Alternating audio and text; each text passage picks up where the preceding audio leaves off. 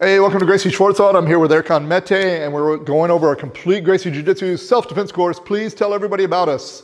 Now we're continuing on with the striking portion, and now we're going to go kind of complete opposite of the close range punches. This one works really well at a farther range, and that is the overhand strike. So I used to sort of joke with people when I was doing a lot of MMA, cornering a lot of MMA and coaching, that if I saw two guys, they were 0-0, and you had one guy come out and he's sitting there throwing the jab, little inside kick, playing the game, and the other guy just had two tools in his toolbox, and it was these two tools, the other guy would almost always win. Right?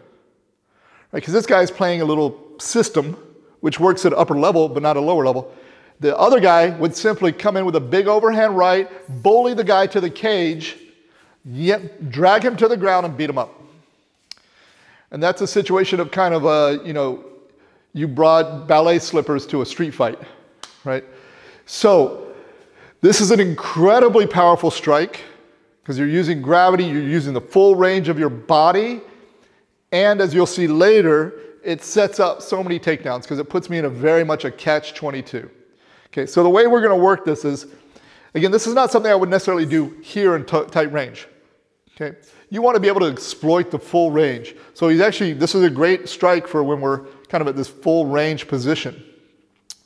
So he's going to step in and it's going to be a big punch down. What he's not doing is throwing a hook. Okay, and he's not throwing it straight. This is coming up and down at an angle because if he throws a hook or something, this is actually kind of easy to cover. But if he comes down at that angle, it's a lot harder for me to cover at that angle. People aren't trained often to cover at that angle. And so they get very confused. That's what I was saying. The guy is playing this little game, and he's used to people throwing hooks and little slips and things and covering and playing this game. And then the guy comes over to this top. He's like, wait a minute, that's the wrong angle. Okay? And you're going to end up leaning back or bringing your arm up high. So he's going to come in. Now, very important when he comes in this way, that you see how he's turning his hand over? If he tries to punch me like this, in order to get his knuckles to hit, he's going to have to bend his wrist. He's going to break his wrist. So he actually wants to turn the hand over this way, so he's hitting with those knuckles. So again, coming right at that angle.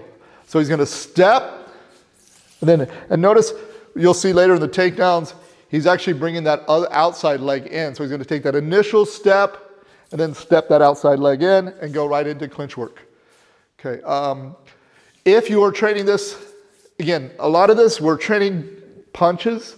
A lot of these can be done open hand too. Okay, so in the street situation, he's just going to use this as open side. You don't have to turn your hand over. You can come right in here because it'll work the same idea of you want to put my defenses where you want my defenses to be. So when he throws this, he knows I'm either going to get hit, right, or I'm going to put my defenses at a very specific place, allowing him to do what he needs to do. Okay, so again, we're not standing here, as always, just doing arm punching. Right, this is a very powerful bam here. As always, look, don't do this. As I see people train this, and they drop this hand down. It's a little harder for them to counter me, but I just don't want to get in the habit of ever taking my shields away. So as I drop, that hand is still covering. Right?